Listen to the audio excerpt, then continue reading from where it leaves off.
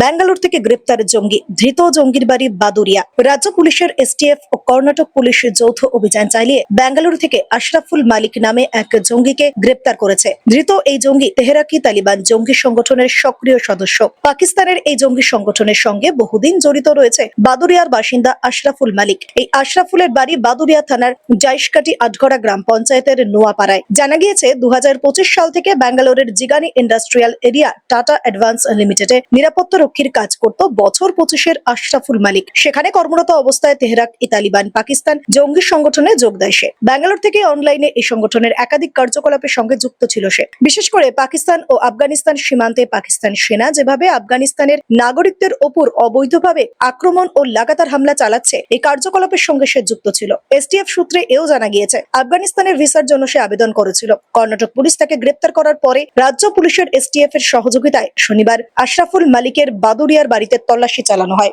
তো ব্যাঙ্গালোরে টাটা কোম্পানিতে কাজ করতো, ওখান থেকে কারা নিয়ে গেছে কি বৃত্তান্ত আমরা অত কিছু শুনিনি।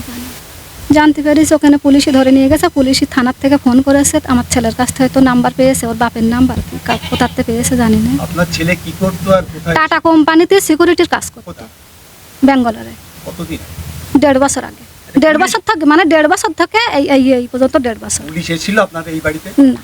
আচ্ছা, আপনি বলছেন পুলিশ ফোন করেছে, কোথা থেকে ফোন করেছে আর ফোন করে কি বলেছে? শিবগুড়ি থানা বললে যে আমরা শিবগুড়ি থানা থেকে ফোন করছি, তুমি চলে এসো, তুমি কি আশাফুলের বাবা? ওর বাবা বলেছে হ্যাঁ। তারপর ওর বাবা চলে গেছে। পুলিশ তো বলছে আপনার ছেলে নাকি জঙ্গি সংগঠনের সঙ্গে যুক্ত আছে, সেই জন্য পুলিশ ওকে নাকি গ্রেপ্তার করেছে। সেটা পুলিশ যদি বলে তা আমি কি করে জানবো বলো? আমি কি করে জানবো? ও কি করতো আপনার বাড়ি দিয়ে? মানে 1.5 বছর আগে গিয়েছে, তার মধ্যে তো এসছে এখানে? না, 1.5 বছরের মধ্যে আর আসেনি। 1.5 বছর আগে পড়াশোনা করতো। কি করতো? ও বিএ পাশ করেছে, ও গোবরডাঙ্গা কলেজে পড়েছে, বিএ পাশ করা হয়ে গেছে। বিএ পাশ করা হয়ে তারপর চাকরির পরীক্ষা দিয়েছে, অনেকবার পরীক্ষা দিয়েছে আমার ছেলে। হ্যাঁ, তা বিএ পাস করার পর মানে সিকিউরিটি গার্ডে কাজ করতো? হ্যাঁ, চাকরি হয়নি বলে তারপরে ও সিকিউরিটি গার্ডের কাছে গেছে। ওখানে ওর সঙ্গে কি আপনার বাড়িতে কেউ আসতো? অচেনা লোকজন কেউ আপনার? না না না, কেউ কোনোদিন আসেনি। না না। যেটা সাসপেক্ট হচ্ছে যে ও একটা জঙ্গি সংগঠনের সঙ্গে যুক্ত ছিল, এইভাবে ধরেছে, আপনি কি বলবেন? কোনোদিন যুক্ত থাকবে না আমার ছেলে। কেননা 24 সালে যে একটা স্টুডেন্ট মানে চাকরির পরীক্ষা দিয়েছে, ও হচ্ছে কলকাতায় ব্যারাকপুর রানে গেছে, পাশ করেছে, সেখানে ওর চাকরি হয়নি। মনের কষ্ট ও নয়। পুলিশ ধরলো কেন ওকে? কি ডিসপুট পেয়েছে তা আমি কি জানি বলো? আমাদের গ্রামে ওই ছেলেটা সব থেকে ভালো শিক্ষিত ছেলে, ওর কোনো রকম প্রবলেম নেই।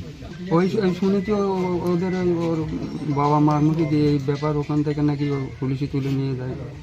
কেন কি পর্যন্ত সেটা তার আমরা জানি, কিন্তু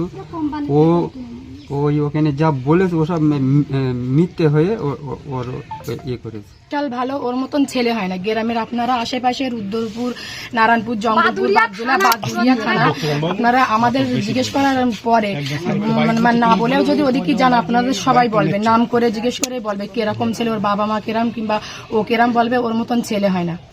এই শুনেছি যে ও কোম্পানিতেই কাজ করতো সিকিউরিটি, সেখান থেকে ওর মানে পুলিশই তুলে নিয়ে গেছে, এইটা আমরা শুনেছি। তারপরে 4-5 দিন পরে ওর মোবাইলে তো কোনো কিছু হতো না, ও 4-5 দিন পরে ওর ওই মানে সংবাদ হয়েছে। ব্যুরো রিপোর্ট, দৈনিক বাংলা।